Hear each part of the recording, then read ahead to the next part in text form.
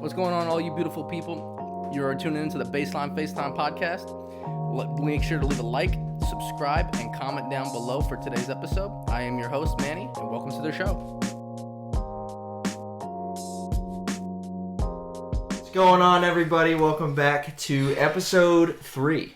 Episode 3, Troy. Of the Baseline Facetime podcast, and I'm really excited about tonight. We've got some exciting stuff going on, and should we tell the story before we started recording? I think it's funny. I think we should. I think we should. So basically, I got here early, just doing some research, getting ready for this episode.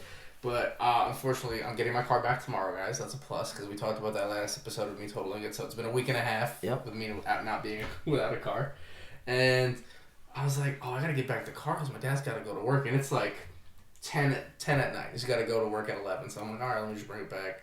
Should have just let Troy pick me up like a G, Should have played it safe, right? Yeah. Should have. Did not at all. I left my phone here. And then as I'm halfway there, I'm like, oh, wait, I don't think Troy knows where I live. So I was like, let me go run back and get my phone. Troy had the phone in the car with him. Yeah, we were like kind of thinking what the other person was going to do, and then it was not on the same page. Exactly. It took us an hour just to get ready for this setup, but we're here though. It was very weird. Yeah, we're delayed tonight, but you don't know how delayed we are. It's still going to be up at the same time. What time do we normally go up, Troy? So it seems like we're normally getting it up on Friday afternoon at the latest. Seems like it's been kind of the trend. So we record on Thursdays. It's Thursday. We record on Thursdays so far. So we're doing a weekly thing every Thursday. And we get it up on all of our platforms, which I want to talk about now. Yes, sure. So tell me, we're not only on YouTube now. That's right. So we're not only doing this on YouTube. So for those of you joining us on Spotify and Apple Podcasts, we welcome you to the show. So this is our first, one that we can announce that. We've got our other episodes on there, but episode 3, episode 1 and 2 will be on there as well. And so we're excited to announce that tonight. Do you know how to link our other sites to YouTube? You know what I mean? Yeah. Mm-hmm. Okay, so we'll definitely have that link down. Yeah, so you guys can put that in the bio and everything, so you can follow us there. And our social medias are also in our thing. That's right. So we've got some big moves going on, and I'm just excited about what we're doing. You know what else is going on? Some big moves. What's I'm thinking about a big guy named Iron Mike coming back. So, are you a boxing fan? Not really. I mean, I'm not a fan, but I don't follow it. Nah, for me though, like Mike Tyson was like. I didn't grow up in the era witnessing Mike because he was kind of like mid 80s to like 90s, and so obviously I wasn't born. You were just rolling around. But now Iron Mike is making a comeback to the way he like wrote it on his social media. Apparently, was like he was like the gods of war have awoken my ego. I'm like, already this is some crazy stuff, and you gotta be crazy to be successful in sports. That's just how it works. Especially boxing. Oh, I feel like with him, I mean him especially. So like I've seen some of the pictures, I've seen some of the tweets and hoopla about it. You know what I mean? But it's like shredded. Yeah, he looks incredible. I think he's like 53, 54. Okay, so that's phenomenal. Yeah, He's from boxing. From his head movement's pretty good. But what really stuck out to me more than anything looking into this was he's not working with a normal boxing instructor. He's working out with a striking coach from jiu-jitsu, which is absurd. So the amount of horsepower this man has in his fists.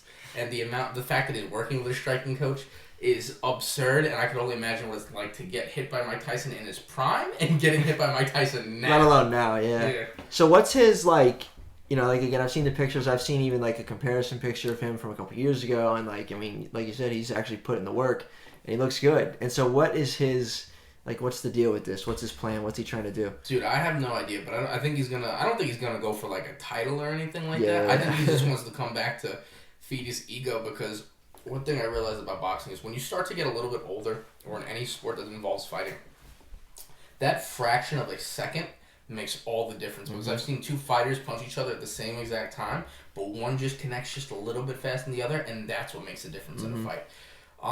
But yeah, I think if Mike Tyson just gets really good at his head motion again, keeps his feet light, and just lands the correct punch in the right spot, he can go far. I would like to see him versus what's his name from the UK?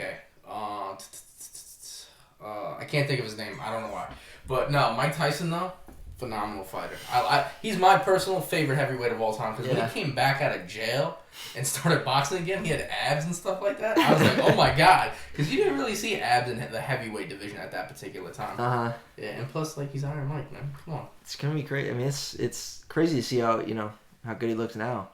Especially looking at his older pictures when he's like, I mean, he's big, he's out of shape, he's like, he's done. And look at him now, and he's ready for whatever. I don't know exactly what his plan is, but it's interesting. 53 years old. You're right. Yeah. His 54th. His 54th birthday, just looked it up, is coming up at the end of the month. Oh, really? And so yeah, he's if he's Mike old. Tyson sees that, happy birthday, Mike. I hear he's like a very nice person now, but back in his prime, he was not very nice. No.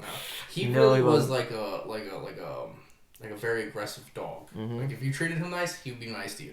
But if you didn't treat him nice, your ass was ending up on the floor. That's just how it was. He's from Brooklyn.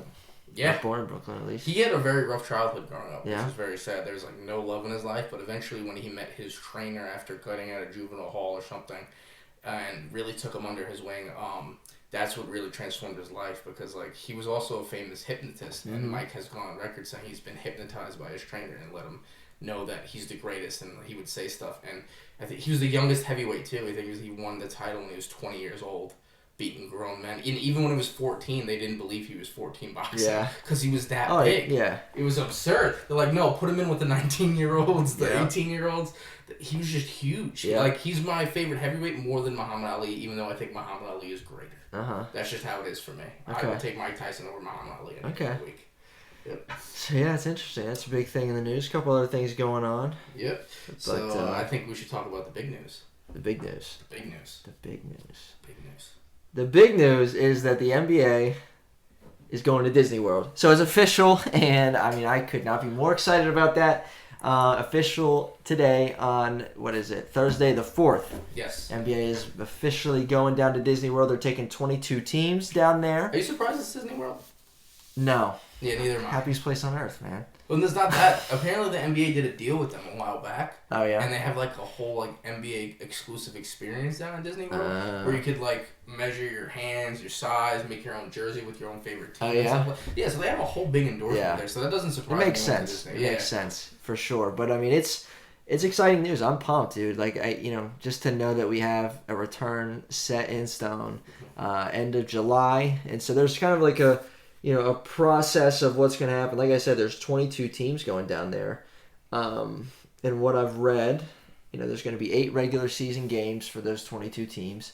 And then they're going to kick it off in the playoffs. And so there's like it's a little confusing. So there's...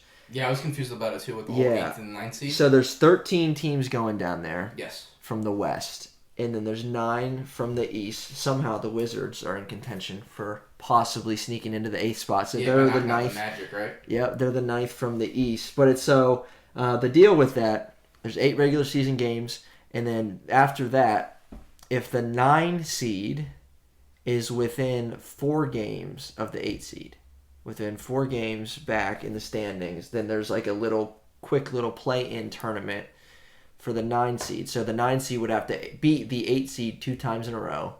The 8 seed would only have to win one of the games, and they would keep their spot, kind of thing. So it's a little confusing, it's interesting to see how that'll happen. I'd love to see. So for instance, right now, if the standings stayed as they were after these 8 games, the Blazers would be the 9 and the Grizzlies would be the 8. Let's say the Blazers are within 4 games of the Grizzlies.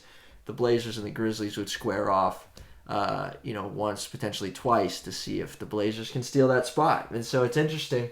Some of the important dates are down below.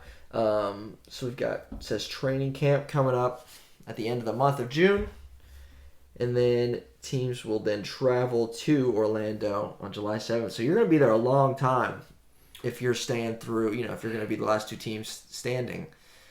You're potentially there for like 3 I heard that months. they're flying out 3 weeks earlier too to get situated with everything too for NBA players and people that are overseas. From what I was reading, they're gonna have to come back, then get tested, then wait 2 weeks. And I thought the NBA handled it really well. Yeah. The whole situation of coming back, in the sense of they actually have a plan in in motion, and they're not just running off at the top of a head. Because I remember, what's his name, Adam Silver, that's the commissioner. He was saying the whole reason why we're coming back now is because now we have more opportunities for testing, and we're not going to be taking them away from frontline people, as in people in hospitals and stuff like that, which I thought was very nice. And just enough people have had it already to the point where I think it's not that much of we're going to see a rise in it again. So I thought that was really good, and it's, I think, perfect timing because we're very deprived of sports. Very true. Yeah. I'm losing track of the days, but now it's, instead of counting the days from when we last had sports, it's now counting down the days until the NBA returns. And it's even worse. There's more anticipation. I know, right? I wish it was coming up at the end of this month, but it's going to be the end of July.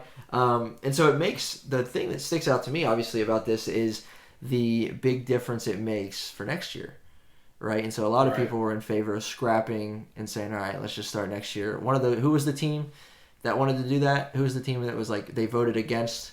Oh, the Portland Trailblazers? Yeah. So Portland, even though they're a team that can sneak into the playoffs. That's what I didn't understand. You're a team that has the opportunity of actually succeeding when you wouldn't have had normal standing. That was actually my question earlier was, out of 9 to 12, who did you want to sneak in? Portland. Without a doubt. Really? I wanted the Pelicans. Because Zion? Nah, I like Lonzo. So everyone thinks they're doing this for Zion, too. Have you heard that? Yeah. People think they're like giving these like teams that are just outside the chance to try and sneak in, and they think they're doing it for him. I think the Pelicans are in the best situation for the next 7 years. Yeah. Talent-wise. Yeah, they got a young core. Yeah. I mean, the team that I think, maybe a 7 seed, 8 seed, 9 seed, 10 seed, whatever, like right now, that I think if they get in and stay in, they could do something, is the Blazers. The Blazers? They're playing with a stacked roster, right? Nobody's injured, nobody's... Yeah, they're good. I mean, Lillard, CJ, Melo, they got 3 bucket getters there. I completely forgot Melo was there. You know what I mean? Yeah. And he's done all right. And so hopefully he stayed in shape during all this. But, that's a team you don't want to see. You know what I mean? If they can somehow get in, I mean... Wouldn't it be phenomenal if the Suns snuck their way? And they have that would nobody. Be crazy. And then just won it all. That would be I would crazy. love to see a thing like that. Speaking of which, because those are things that happen in fairy tale moments and movies and stuff like that. What's your favorite sports movie?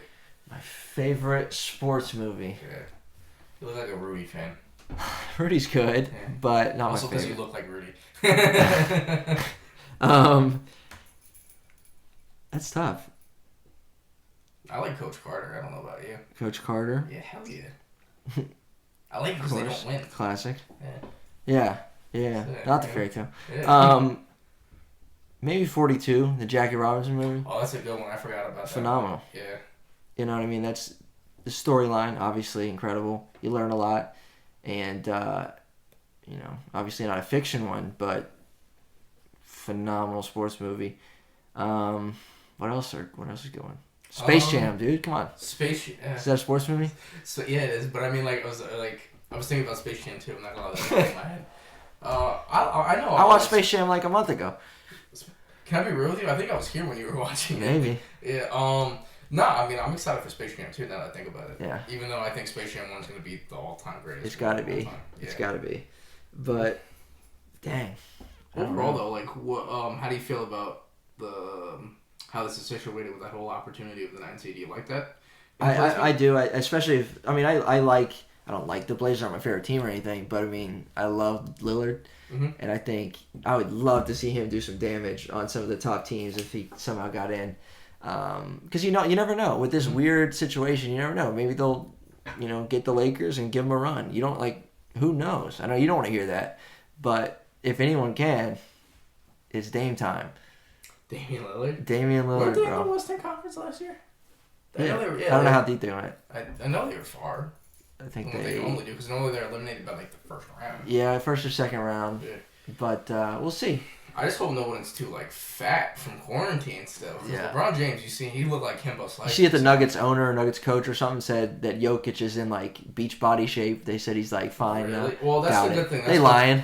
No, Jokic never would be. Jokic is a heavy dude, though. Exactly. Jokic is one of those dudes you look at where if it's the off season, you're like, all right, I gotta worry about him. Exactly. I gotta worry about shit. I remember. And now he's been locked in his house for 3 months. Oh, dude, it freaking sucks. He's gonna have a hard. That's why they're having such a delay. He's gonna huff and puffing down the court. Yep. He's looking like the Pillsbury Doughboy. I feel like that's why there's such a gap between this announcement and the end. going out there. So they're probably going to try to get him in the best shape and conditioning as they possibly can. And team facilities and stuff open now, and it's interesting. But I mean, I think so. The latest possible day, according to this, for Game 7 of the NBA Finals, it's like October something. Yeah, right? October 12th. Yeah. And then it's a very quick turnaround. So like the draft is a couple days after that. Literally, free agency begins not even a week after that. Dude, believe it or not, LaMelo Ball has dropped a lot in his draft status. I thought he was like number 1 at one point. Next thing I know, he was number 7 going in the draft. Yeah, I like LaMelo Ball too. It's disappointing. He's I mean, I think he's the best ball brother. I think so. All right. His tapes are ridiculous, man. I'm just shocked he grew so fast. Yeah. Because I think he's still his older brothers now. Yeah. Oh, yeah. He's still like a twig, too. Like, he's very, I don't know. Well, maybe not still, but, you know. Scottie Pippen type. Like, as soon as he started growing, like, he was funny looking. He's definitely awkward looking. But a big thing that stuck out with me with the whole NBA coming back at this time, a prime reason that when I was reading the article that stuck out to me was money-wise. Because if they would have canceled the 259 games left spread out between all those teams in the regular season, the NBA players would have lost around $645 million lost in salary. That is absurd. Athletes get paid a lot of money. Yes, they do. Oh, my God. Yes, they do. Yeah, I've heard a lot about that. A lot of money, incentive. And for the playoffs, I mean... they don't want to lose that TV time, that. They would have lost some TV rights locally if they didn't go through with it because the salary would have just been shot to hell. Yeah. It's a big deal. I mean, the money talks, right?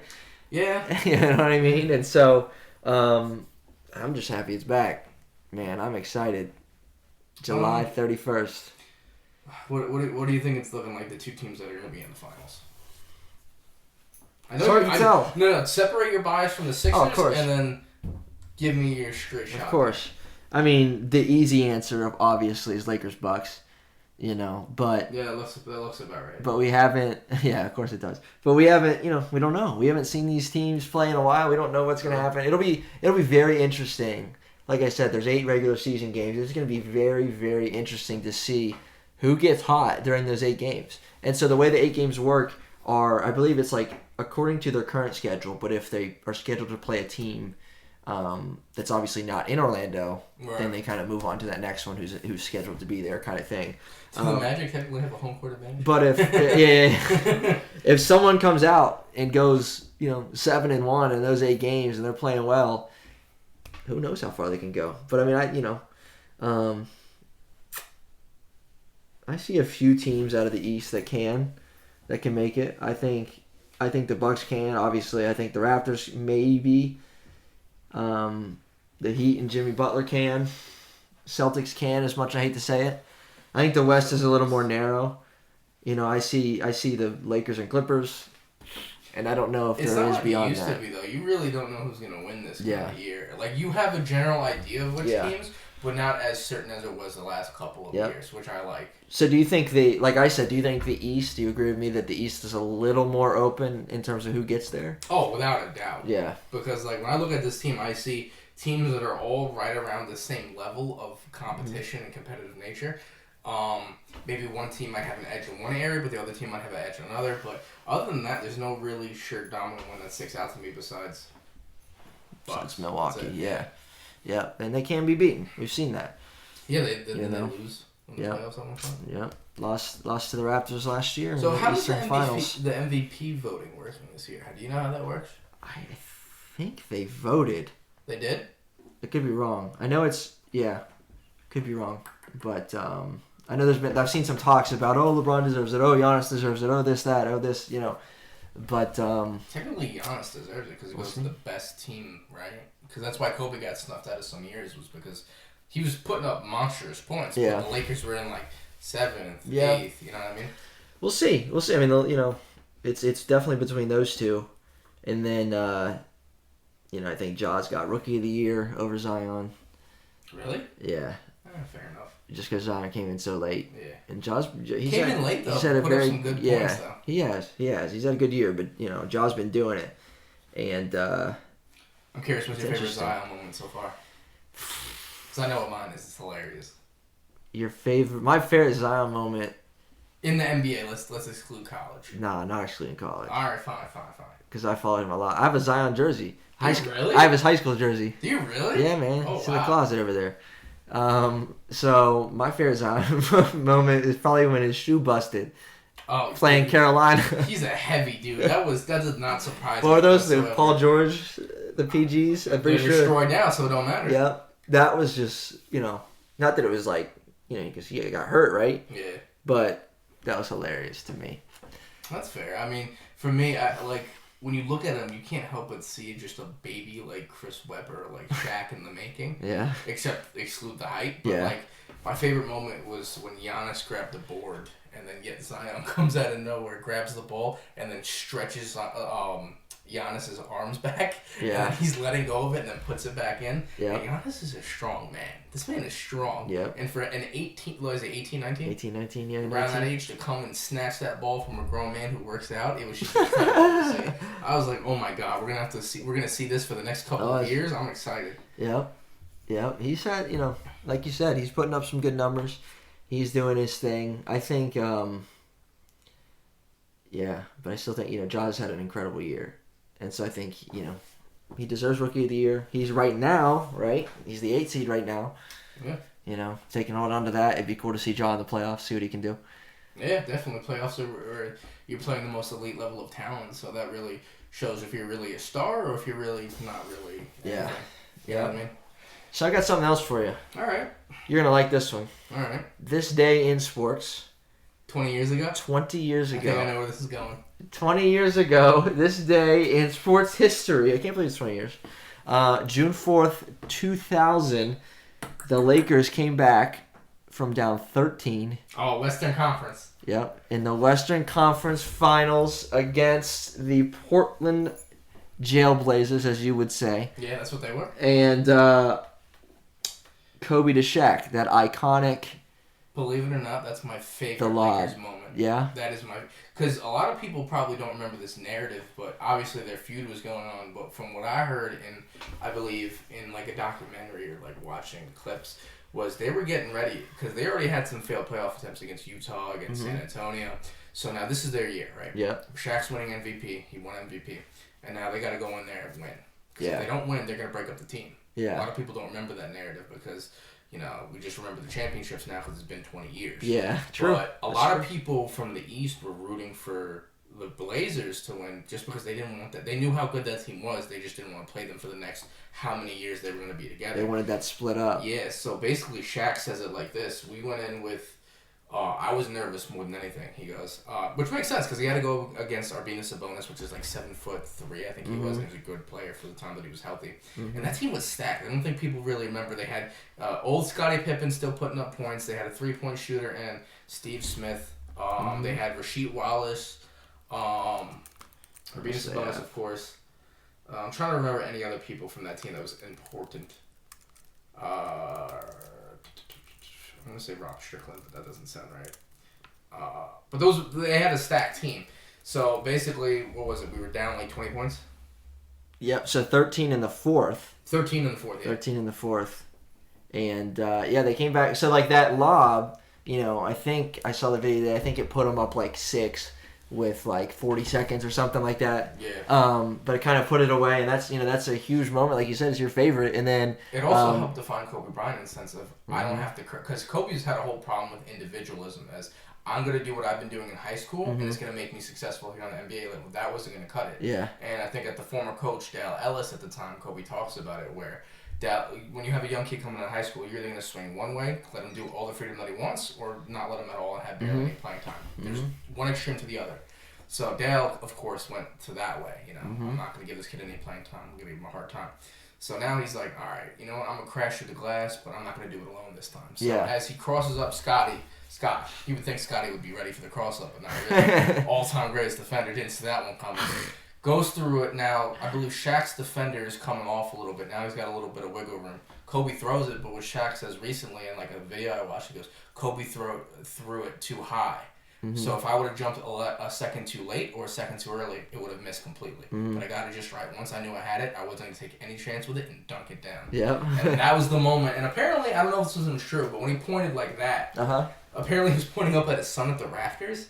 And Okay. that's why his son has that moment of his dad. That's good. Tattooed up there of him doing that on his leg. I was like, that's really cool. I did not know that. I didn't either.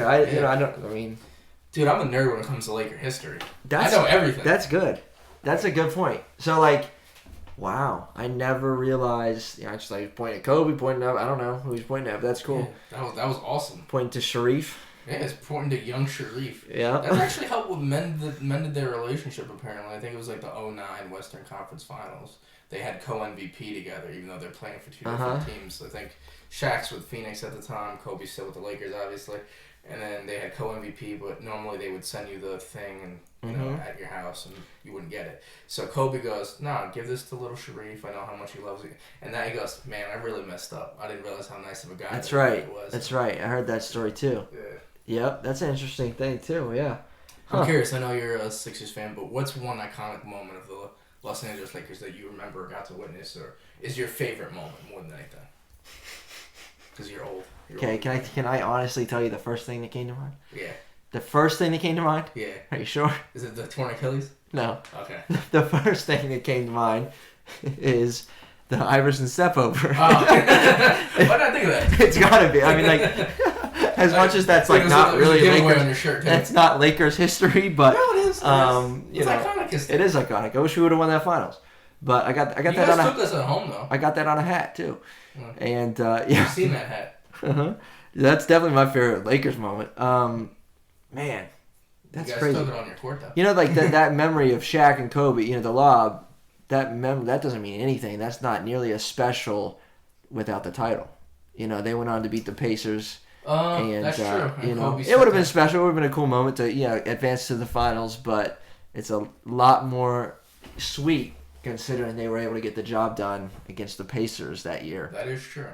You know, because apparently what Shaq was telling in I think it was an interview too. I think it was when they were interviewing each other is what I remember the most. Where he goes, "I fell out in the finals, in the 2000 finals. I'm like, I let the team down again because I haven't won anything yet." And then Kobe goes, "You don't let your big brother down." So he steps in and then just puts on a monstrous performance. I don't remember which game it was, but puts on a great performance, scores 40 points, and then wins game whatever, and allows them to go on to win the championship. Yeah, I thought it was awesome. So a little extension of our news of the NBA. Okay. So there's 22 teams that make it. There's 8 teams left out, and there's one member of one of those 8 teams that's left out that is now done for his career. It's a sad day. Are you strong enough to talk about it? I'm going to be a little bit sad, but I'll talk about it. So Vince Carter, shout out to Vince Carter. Vince Sanity, for an illustrious career that began way back in 1998. What year were you born? I was not existent yet. You weren't even. I wasn't even a thought yet. Wasn't even a thought yet when Vince Carter became a professional basketball player, and now. Did you see the meme? His last game. Where it was a picture of him next to Del Curry and then next to Steph Curry. Oh no! It was hilarious. It's good. It says you know you're old when you play the dad and the son. Yep. God. So yeah, official today. You know, he's played in his last NBA game. Man, what a career! First off, Vince Sanity really helped the city of Toronto more than anything. Yep. I think that's where his credit really goes, and I think when you think of Vince Carter, you can't help but not think of the city of Toronto. You're right. Yeah. Yeah, because like he brought back the dunk contest in that jersey. Yeah. You know, with him. I put the elbow in the rim, bro. Oh, dude, that's what made it's sad because the dunk contest hasn't really been good since. I mean, besides Eric Gordon and Zach LaVine, that's somewhat entertaining. Sure. But like, when you think of greats, you don't like when you look at his accomplishments on paper. They're like, oh, they're good. But like, when you think of a player that defines the generation of like the 2000s, you can't not help but think of the human highlight. Oh wait, no, that's Dominique's nickname, human highlight reel. But no, he's on the same level as like a Dominique Wilkins when it comes to that extreme dunking. Like, what is he like 40 and he was still doing 360 dunks? Yeah, which is absurd. Yep. So he was an 8-time All-Star in his 20 plus years of playing. You know, he played in the 90s, he played in the 2000s, he played in the 2010s, and now in the 2020. Played this year. Was that 3 decades? So part of 4 decades. 4. Yeah, insane. And 8-time All-Star over that span, 2-time All-NBA player. The dude was good.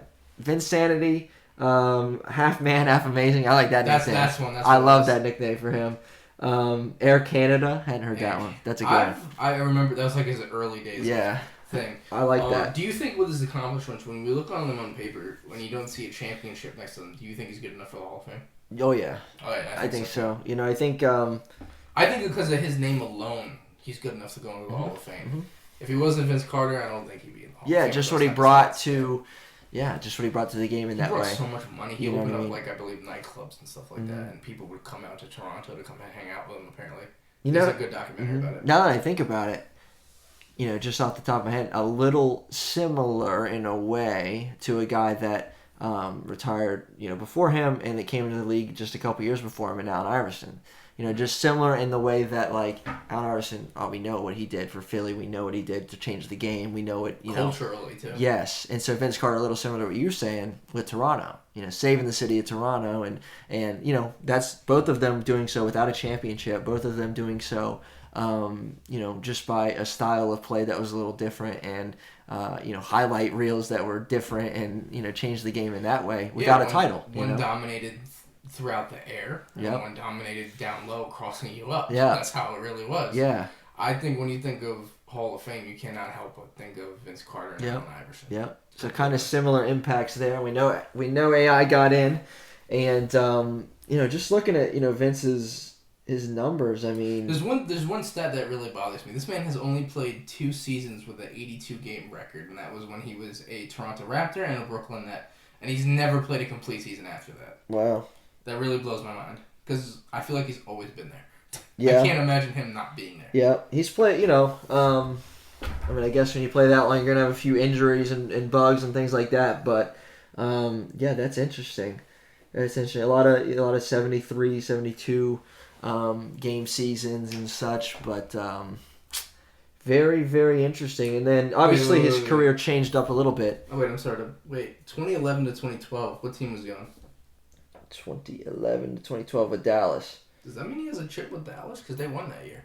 Did they win that year? Yeah, they beat LeBron in 2011. Where was that? Or would that be the... No, I think so. 2010, 2011? Maybe? Is that what it is? Yeah. Because that actually just caught my attention. Yeah. We're Googling this, guys. We know a lot about sports, but we don't know. So, wow. Okay, Vince Carter made it to the finals. I don't remember this. Made it to the finals with the Orlando Magic. Oh. In 2009, 2010. And we beat them. I'm sorry. He helped them reach the Eastern Conference Finals when Boston beat them. Sorry, he did not make the finals. They made the Eastern Conference Finals and lost to the Celtics that year. Right. And, no NBA championship. He just missed a couple. Yeah. You know what I mean? But being on that team a little early or a little late. But, yeah. Interesting. You know, it's his career, obviously, a little different from most, like, iconic players. Like Kobe went out, dropped 60. In his final game and 5 chips and things like that. But Vince, with his longevity, obviously wasn't able to keep it up with, 25, 26 points a game, things like that. So his last, 6 years, he was like a 5 per game scorer. Yeah, and it was cool to see him around. And, anytime he did anything, there was a highlight of it on ESPN, of him doing anything, dunking, hitting a 3, something. They showed it. This face because I'm going to keep it real with you. Vince Carter, an amazing dunker. But if it came down to picking him and his cousin, I'm picking his cousin every time. Yeah? I'm picking Tracy McGrady every time. Just hands down. Yep. Even on Vince Day, you're gonna. Yes, on Vince Day. Where's T-Mac Day? He deserves that. T-Mac Day. 13 points in 33 seconds. My point exactly. As a Houston Rocket. Dude was a bucket. A walking bucket. Yeah, literally. But, no, seriously. Vince Carter, amazing career. Half man, half amazing. You, my man. We do salute you. And, man. Good luck in your next whatever he wants Thanks to for do. the memories. Yeah, man. You think he'll get into broadcasting? You think he'll be on TNT anytime? Oh, yeah. I can see him next to Charles and Shaq and all them. Kenny the Jet Smith. I could see it. You know where I can see him? He's got the bald head for it. Here. See him right right here. Need to interview him. That's right. That'd be cool. Please, someone out there, send us to Vince Carter. I would love to have Vince Carter here. That would be awesome. That would be awesome. That'd be awesome. So you know what my favorite memory of Vince Carter is? You got more memories of him than I do. So what is it? So you call me old? I have one memory in particular, Vince Carter. Not that I remember like even seeing it live or anything, but my favorite Vince Carter moment is the Olympics jumping over old boy mid game. I know exactly. He jumped over a 7'2", 7'3" dude in a game. You know, I heard a story about that. They were betting on that, on who could jump over him the highest. That's why he did it. But, like, how do you just wake up, say, you know, I'm going to go jump over a 7-footer, let alone, like, jumping over Muggsy Bogues. Like, that's hard enough to do in a game. But, like, jumping over someone that's that humongous in a game. Have you ever dunked before? No. It's like, the best way I can describe it is kind of like climbing a wall, right? So, it's like, when you're already up in the air, it's like, you don't, like, you can't stop, so you're just going, so you might as well just hyperextend your hand, and then hopefully you keep it. Like, I don't know how to explain it. I'm explaining it weird, but, like, it's a good feeling. What have you dunked? Like, one time in my life. A tennis ball? It was a tennis ball, but it was like, I worked up from a tennis ball to higher. Yeah. That's how you gotta start. That's how you gotta start. Yeah, that memory, dude, like, that's in a game. Like, that's the thing. Like, we saw whoever was it, Gordon jump over Taco Fall in a dunk contest. We're talking about in a game. That's what makes Vince Carter half man, half amazing. That's what separates him from the pack, is doing something like that. Now, here's my next thing I'll throw at you with Vince Carter, because that's a good memory, because, like, hands down, that's absurd. Yeah. But do you think if he would have stayed in Toronto with Tracy McGrady, do you think... Well, no, Tracy left, but if Tracy would have stayed, do you think they could have won a chip together? If he could have, right? You know what I mean? But who knows? I'd like to think so. I like to think so, too. I'd like to think so. I don't remember the scenario of the season and how that would play out, but I really like to believe they would have won something together. Yeah. So that way they would both have a ring. Yeah. Increase their legacy better. That's true.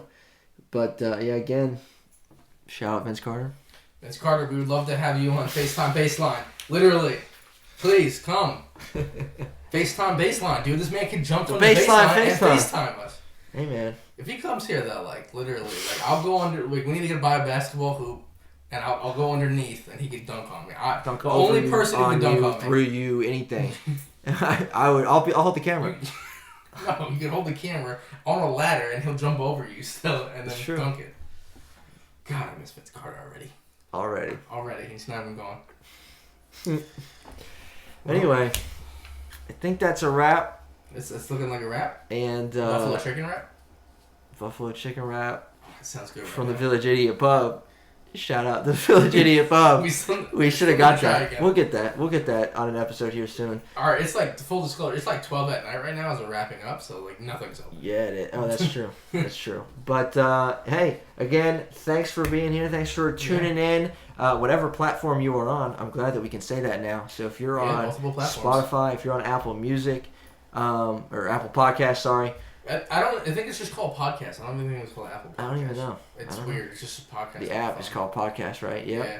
So if you're on that, if you're on YouTube watching, leave a like, we comment, appreciate and subscribe that. Too. Don't forget that. Subscribe on all of those platforms, please. And follow us on social media. That's right. That's right. But anyway, have a good night. Thanks for being here. Yeah. Other than that, I don't think we got much more to say. Leave your favorite Vince Carter moment down below. Favorite Mike Tyson moment. Go down the list. Favorite sports movie. Like, subscribe, share with a friend if they love sports. And good night to all you beautiful people out there. I like that. Peace out.